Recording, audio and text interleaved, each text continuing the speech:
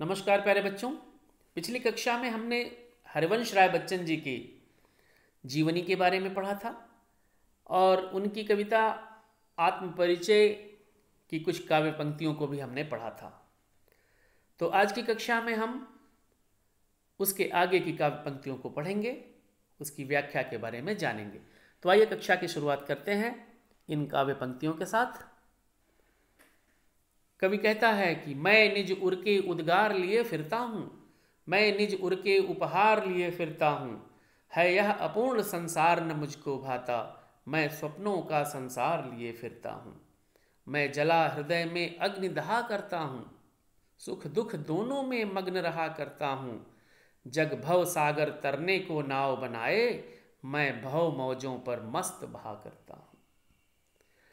इस काव्यांश के कठिन शब्दों के अर्थों को देखा जाए। उर का अर्थ है हृदय, उद्गार हृदय के भाव, उपहार भेंट, भाता अच्छा लगता, स्वप्नों का संसार कल्पनाओं की दुनिया, दहा माने जला, भवसागर संसार रूपी समुद्र, तरने पार करने, मौजों लहरों, निज का अर्थ है अपना। इसकी व्याख्या की जाए। कवि कहता है कि मैं निज उर के उपहार लिए फिरता हूँ, मैं निज उर के उद्गार लिए फिरता हूँ, मैं निज उर के उपहार लिए फिरता हूँ।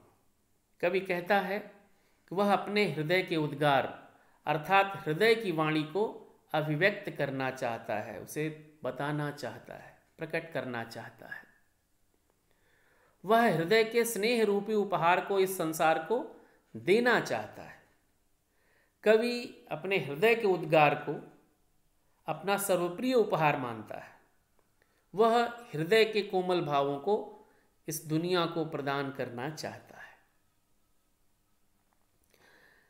यह अधूरा संसार कवि को अच्छा नहीं लगता। क्यों अच्छा नहीं लगता? क्योंकि इस संसार में प्रेम का अभाव है और कवि के मन में एक प्रेममय संसार का सपना है। वह अपने सपनों के संसार की रचना करना चाहता है। मैं स्वप्नों का संसार लिए फिरता हूं। तो कहने का आशय यह है कि संसार में प्रेम पाने की आशाएं और इच्छाएं हैं जो पूरी नहीं हो पाती हैं और मनुष्य इनमें उलझकर ही रह जाता है।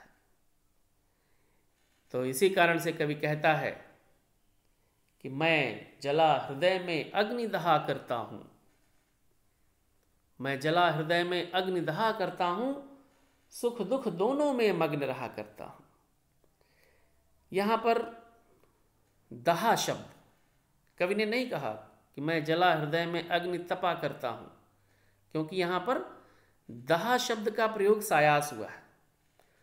तपना और दहना में अंतर है। तपना जलती हुई अग्नि की आंच से प्रभावित हो जाना, वो तपना कहता। आग दूर जल रही है, आप किनारे हैं खड़े, उसकी आंच से आप प्रभावित होते हैं तो उसे तपना कहते हैं। लेकिन दहना से तात्पर्य है कि उस अग्नि में ही प्रवेश कर जाना। तो यहां पर दहा शब्द का प्रयोग कवि ने सायास किया है। तो कवि कहता है कि मैं अपने हृदय में प्रेम की एक अग्नि जलाए रहता हूं और निरंतर खुद उस अग्नि में जला करता हूं। सुख दुख दोनों में मग्न रहा करता हूं। सुख आए चाहे दुख आए, दोनों ही स्थितियों में प्रसन्न मुद्रा में कवि रहता है। अर्थात कवि का जीवन सांसारिक अपूर्णता के बीच एक तटस्थ कर्मयोगी की भांति है। सुख दुख दोनों स्थितियों में समान रूप से रहना, सुख में बहुत प्रसन्नचित्त नहीं हो जाना, प्रफुल्लित नहीं हो जाना, और दुख में बहुत चिंताग्रस्त नहीं हो जाना, ये महापुरुषों के लक्षण हैं। तो कवि महापुरुष है, उसे सुख दुख दोनों स्थितियों में प्रसन्न मुद्रा में रहना आता है। वो कहता है कि जग भव सागर तरने को नाव बनाए, मैं भव मौजों पर मस्त बहा करता हूं। कि लोग संसार रूपी सागर को पार करने के लिए अपनी जीवन रूपी नौका को इस संसार सागर से पार करने के लिए ढेर सारे उपाय ढूंढते हैं, कैसे इस संसार सागर से पार हों। तो कवि कहता है कि मैं संसार के दूसरे लोगों की तरह से नहीं हूँ, मैं भव मौजों पर मस्त बहा करता हूँ। कवि अपनी जीवन शैली को ही उत्कृष्ट मानता है और इस संसार सागर की लहरों पर अकुंठ भाव से अपनी जीवन रूपी नौका को तैराता रहता है, बहाता रहता है। कवि कहता है कि मैं दुनिया के अन्य लोगों के भांति साधन की अपेक्षा नहीं करता हूँ। कहने का तात्पर्य है कि कवि संसार में रहता है और संसार में रहकर भी अपना एक पृथक अस्तित्व बनाए रखता है। हृदय की अग्नि में जलते हुए रहने की का अर्थ यहाँ वही है जो कबीर के यहाँ कहते हैं, कबीर की बिरह जलाई मैं जलूं। तो कवि के हृदय में विरह की अग्नि जल रही है, फिर भी वो सुख दुख दोनों स्थितियों में प्रसन्न मुद्रा में रहता है और संसार सागर की लहरों पर अपनी जीवन रूपी नौका तैराता रहता है। इन काव्य पंक्तियों में आने वाले काव्य सौंदर्य को देखें। श्रृंगार रस की उन्मुक्त अभिव्यक्ति हुई है, श्रृंगार रस का वियोग पक्ष इसमें दिख रहा है। मुक्त छंद का प्रयोग है, भव सागर और भव मौजों में रूपक अलंकार है, संसार रूपी सागर और संसार रूपी लहरों, सागर की लहरों। खड़ी बोली हिंदी का प्रयोग है। आप देख रहे हैं भाषा एकदम बिल्कुल सरल सरस, संस्कृत निष्ठ शब्द भी इसमें आए हैं। निज, उर, उद्गार, उपहार, अपूर्ण, संसार, अग्नि, सुख दुख, हाँ, भवसागर आदि संस्कृत के शब्दों का सुंदर प्रयोग हुआ है और बिल्कुल संगीतात्मक भाषा है। शब्द छंद की गति के अनुसार नर्तन करते जान पड़ते हैं और माधुर्य गुण का सुंदर समावेश है। जब श्रृंगार रस होता है तो वहाँ माधुर्य गुण होता है। आगे की काव्य पंक्तियों को देखते हैं। मैं यौवन का उन्माद लिए फिरता हूँ, उन्मादों में अवसाद लिए फिरता हूँ, जो मुझको बाहर हंसा रुलाती भीतर, मैं हाय किसी की याद लिए फिरता हूँ। कर यत्न मिटे सब सत्य किसी ने जाना, नादान वही है हाय जहाँ पर दाना, फिर मूढ़ ने क्या जग जो इस पर भी सीखे, मैं सीख रहा हूँ सीखा ज्ञान भुलाना। अब कठिन शब्द के अर्थ देख लें। यौवन, युवावस्था, युवावस्था में उमड़ने वाला जो उन्माद, उसे नशा, उत्साह। अवसाद, उदासी, दुख। यत्न का अर्थ है प्रयास, प्रयत्न। नादान, नासमझ। दाना ये फारसी शब्द है, इसका अर्थ है चतुर या ज्ञानी, और मूढ़ का अर्थ है मूर्ख।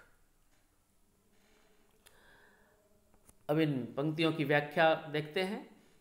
कवि कहता है कि मैं यौवन में उन्माद लिए फिरता हूं, कि वह यौवन के उन्माद को अपने भीतर लिए फिरता है। जवानी में, युवावस्था में जो उमड़ने वाला उमंग है वो युवा कवि के हृदय में उमड़ रहा है, लेकिन उसमें भी, उस उन्माद में भी अवसाद है। कहने का तात्पर्य है कि कहीं न कहीं उसमें किसी गहरे दुख की पीड़ा भी समाहित है। कभी किसी ऐसे प्रिय की याद में डूबा हुआ है जो उसे सुख दुखात्मक अनुभूति देती रहती है। वो कहता है कि प्रियतम की याद उसे बाहर बाहर तो हंसाती है, लेकिन भीतर भीतर उसे वह रुलाती भी है।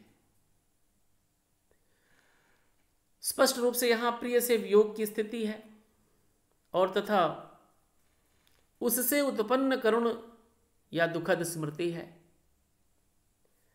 कवि आगे कहता है कि सभी अपने अपने ढंग से यत्न करके हार गए, परंतु इस सत्य को किसी ने नहीं समझा कि संसार क्या है।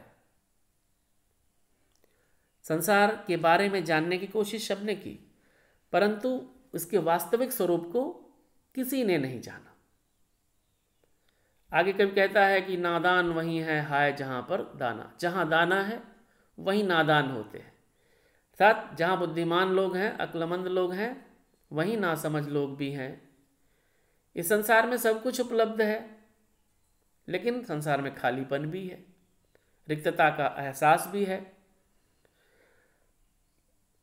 कवि कहता है कि संसार के लोग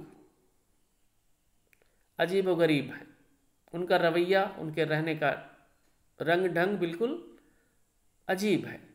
वह कहता है कि ऐसी दशा में इस दुनिया को अगर नासमझ न कहे तो क्या कहे, जो भ्रमों में उलझी पड़ी हुई है और उनसे मुक्त भी नहीं होना चाहती। इसलिए कवि कहता है कि वह सीखे गए ज्ञान को भूलने की कला सीख रहा है। मैं सीख रहा हूँ सीखा ज्ञान भुलाना। वस्तुतः कवि अपनी पूर्व स्मृतियों से पीछा छुड़ाना चाहता है, क्योंकि कहीं न कहीं वे उसे कष्ट देती हैं, कहीं न कहीं उसमें गहरे दुख की पीड़ा है। वो कहता है कि जो मुझको बाहर हंसा रुलाती भीतर। जब कोई व्यक्ति विरह व्यथित होता है तो सामान्य स्थितियां या सुखद स्थितियां भी उसे कष्ट देती हैं। किसी कवि, किसी शायर ने कहा कि मौसमे बहारा की हर अदा सताती है, चांद जख्म देता है चांदनी जलाती है। तो संसार के लोग सांसारिक कष्टों को जान रहे हैं, ये जान रहे हैं कि संसार असार है, फिर भी लोग सांसारिकता में लिप्त रहना चाहते हैं। इसीलिए कवि संसार के लोगों को नासमझ कहता है।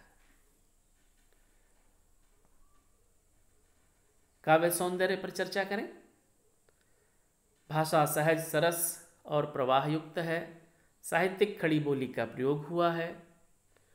उन्मादों में अवसाद, बाहर हंसा रुलाती भीतर, यहाँ पर विरोधाभासी स्थितियां हैं, इसलिए विरोधाभास अलंकार है। मिटे सब सत्य किसी की में अनुप्रास अलंकार है और आत्मकथात्मक शैली का प्रयोग किया गया है। तो प्यारे बच्चों, आज की कक्षा को यहीं विराम देते हैं। अगली कक्षा में फिर आगे की काव्य पंक्तियों के बारे में चर्चा की जाएगी। आपका दिन शुभ और मंगलमय हो। बहुत बहुत धन्यवाद।